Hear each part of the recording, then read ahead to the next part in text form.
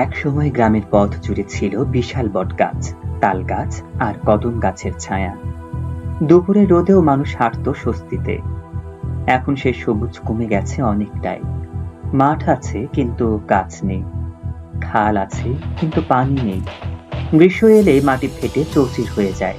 অনাবৃষ্টি আর অতিরিক্ত তাপ যেন প্রকৃতির নীরব দীর্ঘশ্বাস।